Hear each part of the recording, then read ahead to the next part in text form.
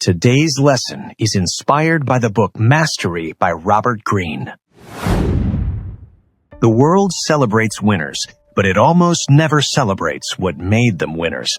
Nobody applauds the lonely mornings, the repeated failures, the years of being overlooked, or the moments when quitting seemed like the smartest option.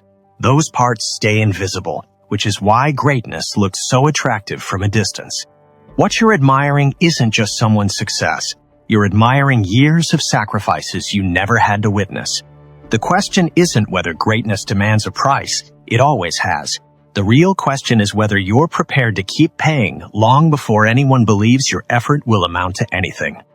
Robert Greene begins Mastery by challenging the myth that talent alone creates extraordinary people. He doesn't deny that people have different strengths. Some learn faster, some have better memory, some start with advantages. But those differences are only the beginning of the story. They are not the ending. What separates masters from everyone else is what they do after the starting line. Think about learning to ride a bicycle. The first few attempts are awkward. You wobble, lose balance, and probably fall. If someone watched only those first 5 minutes, they might decide you'll never be good at it. But something changes with practice. Your brain begins recognizing patterns. Your body adjusts without you thinking about it. What once felt impossible slowly becomes automatic. The ability wasn't hiding inside you, waiting to appear. It was built through repetition.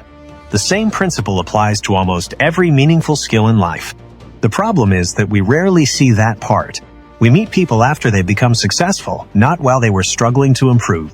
We see the polished presentation, but not the hundreds of failed attempts. We hear the confident speaker, but never witness the years when their voice shook every time they stood in front of a crowd. Success is visible. Practice is private. Robert Greene emphasizes that mastery is less about proving yourself and more about improving yourself.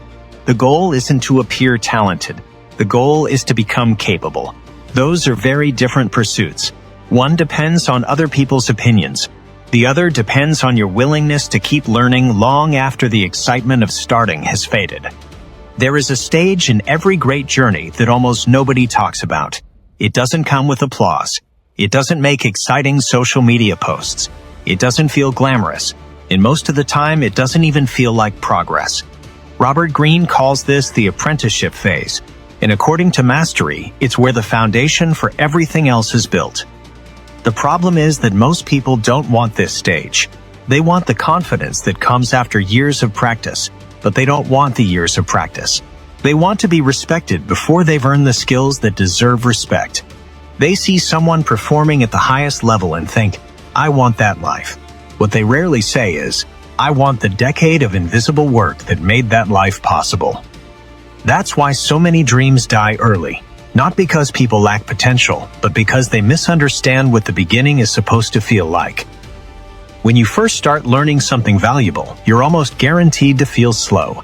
You'll make mistakes that seem obvious in hindsight. You'll watch people with more experience move effortlessly, while every task feels awkward for you. That gap can be painful. It convinces many people they're simply not meant for it. But Mastery argues the opposite. Robert Greene explains that feeling uncomfortable is often a sign that you're learning something real. If everything feels easy, you're probably repeating what you already know instead of expanding your abilities. Growth isn't supposed to protect your confidence every day. It's supposed to stretch your capacity. The apprenticeship isn't about proving how talented you are. It's about building a relationship with learning itself. During this period, every mistake becomes information. Every criticism becomes an opportunity to improve. Every boring task develops abilities that will quietly support bigger achievements later. This is where ego becomes your biggest enemy. Many people avoid beginner work because it feels beneath them. They want responsibilities that match the image they have of themselves, not the skills they actually possess. But that mindset creates a dangerous shortcut. When you skip the fundamentals, your weaknesses don't disappear. They simply stay hidden until the stakes become much higher. One of the most valuable lessons from Mastery is learning to observe before trying to impress. Robert Greene emphasizes that apprentices who pay close attention often learn faster than those who constantly try to prove themselves. Observation teaches patterns that experience alone might miss. It helps you understand not only what successful people do, but why they do it. That requires patience, and patience is becoming increasingly rare. We live in a culture that celebrates instant results. If something takes years, people start looking for a faster method. They search for hacks, shortcuts, and secrets that promise the destination without demanding the journey. But mastery has always ignored deadlines. It doesn't care how badly you want success. It responds only to consistent effort over time. That's why the apprenticeship feels so lonely. There are no guarantees. No one can promise that your work will eventually be recognized. Some days you'll question whether all the effort is worth it. You'll compare yourself to people who seem much further ahead. You'll wonder if you're wasting your time. Robert Greene reminds us that these moments are part of the process, not proof that the process has failed. Every hour you spend learning, even when the results aren't obvious, changes you in ways you can't immediately measure. Your judgment becomes sharper. Your instincts improve. Problems that once seemed impossible become manageable. Progress often happens quietly, until one day people call your abilities natural. They don't see the thousands of small improvements that made those abilities possible. The irony is that the apprenticeship most people try to escape is often the very thing that makes greatness possible. So instead of asking, "How quickly can I reach the top?" try asking a different question. How deeply can I learn while no one is paying attention? That question changes everything. It shifts your focus from chasing recognition to building real capability. And according to Mastery, that's the point where the journey toward greatness truly begins. The moment someone becomes successful, something strange happens. People stop asking what it cost them to get there. They only see the reward. They see the championship trophy, the best-selling book, the thriving business, the standing ovation, or the millions of followers. What they don't see are the years when none of those things existed. They don't see the lonely evenings spent practicing while friends were relaxing. They don't see the opportunities that had to be turned down because they didn't fit the bigger goal. They don't see the doubts, the mistakes, the embarrassment of being a beginner, or the frustration of putting in enormous effort with almost nothing to show for it. That's why success often looks unfair. From a distance, greatness appears effortless because you're only looking at the final chapter. The hundreds or thousands of pages that came before are invisible. In Mastery, Robert Greene explains that every master goes through a long period where progress is almost impossible to measure. During that time, the work feels repetitive. Improvement comes so slowly that it almost feels like nothing is happening. Most people mistake that silence for failure. They assume that because they can't see dramatic results, they must be on the wrong path. But that's exactly when the real work is happening. Robert Greene reminds us that history celebrates finished masterpieces, not unfinished apprenticeships. We remember the inventor who changed the world, but rarely think about the hundreds of failed experiments that came first. We admire the musician filling stadiums, but forget the countless performances where almost nobody was listening. We praise the entrepreneur whose company transformed an industry, yet overlook the years spent solving problems with little recognition and even less certainty. The reward becomes public, the price stays private. This creates one of the biggest illusions of modern life. Social media makes it even worse. Every day we're surrounded by highlight reels.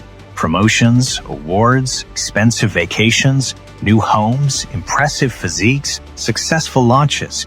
What rarely appears is the anxiety before taking a risk, the projects that failed, the sacrifices made behind closed doors, or the moments when quitting felt completely reasonable. Without realizing it, we begin comparing our everyday struggles to someone else's carefully edited victories. That's a comparison nobody can win. Robert Greene argues that if you truly want extraordinary results, you have to become comfortable with being misunderstood for a while. During your apprenticeship, people may think you're wasting time. They may wonder why you're working so hard without obvious rewards. Some may even encourage you to choose an easier path. They're reacting to what they can see. They can't see what you're building.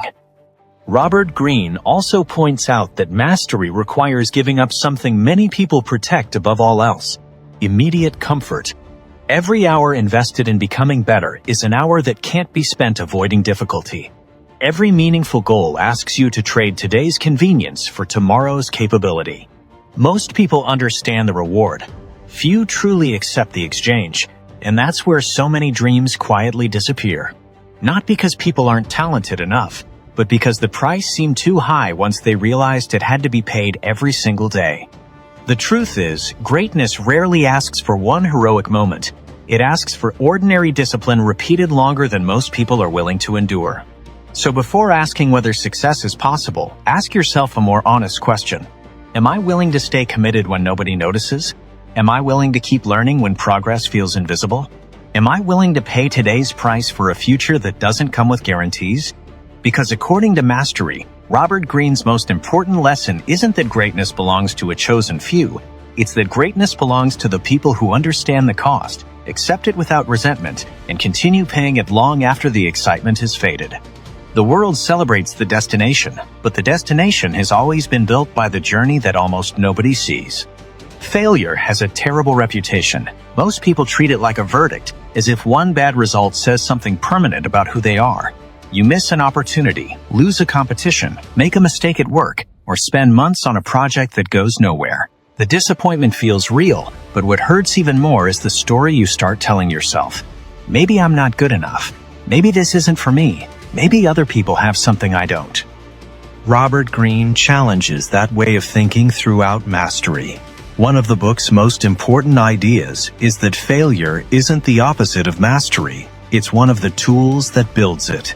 The people who become exceptional don't avoid mistakes. They learn how to use them. Every setback gives them information that success never could. One mistake feels embarrassing. 2 mistakes feel discouraging. By the 3rd, many people convince themselves they should stop trying. That's one of the biggest traps. When failure becomes something you fear instead of something you study, growth slows down.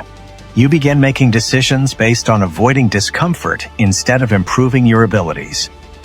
In Mastery, Robert Greene explains that every apprentice goes through periods where nothing seems to work. Progress feels invisible. Mistakes appear faster than improvements. During this stage, many people assume they're moving in the wrong direction, when in reality, they're collecting the experience that will eventually make them competent. Maybe you launched a business that didn't survive. At first, it feels like wasted time, but later you realize you learned how customers think, how money flows, how leadership works, and how quickly assumptions can fall apart. The next time you build something, you're no longer starting from zero. You're starting from experience. Robert Greene points out that experience has a value no shortcut can replace. Reading advice is helpful. Watching successful people is inspiring. But there's a difference between knowing an idea and living through it. Failure forces lessons into your memory because it carries emotion. You remember what went wrong, why it happened, and what you'll never repeat. This is why some people improve rapidly while others stay stuck for years. The difference isn't the number of failures they experience, it's what they do after each one. One person spends weeks protecting their pride. They blame bad luck, difficult people, or unfair circumstances. Their energy goes into defending their ego instead of examining their actions. Another person asks uncomfortable questions. What did I miss? What assumption turned out to be wrong? Which skill wasn't strong enough? What can I do differently next time? Those questions aren't easy. They require humility. They force you to admit that improvement begins with honesty. But they're also the questions that move you forward.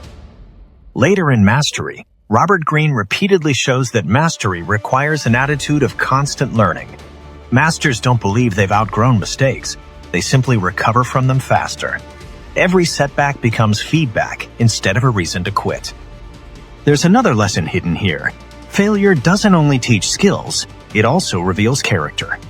It's easy to stay committed when everything is going well. It's much harder when your effort produces no visible reward. Those difficult seasons expose your habits, your patience, and your reasons for pursuing the goal in the first place. If your only motivation is praise, failure will probably stop you. If your motivation is learning, every obstacle becomes another lesson. That doesn't mean failure feels good. It doesn't. Disappointment is part of the process, so is frustration. The goal isn't to enjoy losing. The goal is to stop treating every setback as evidence that your future has already been decided. As Robert Greene reminds us through the ideas in Mastery, excellence isn't built by avoiding problems. It's built by developing the ability to solve increasingly difficult ones. Every mistake expands your understanding, strengthens your judgment, and prepares you for challenges that once seemed impossible.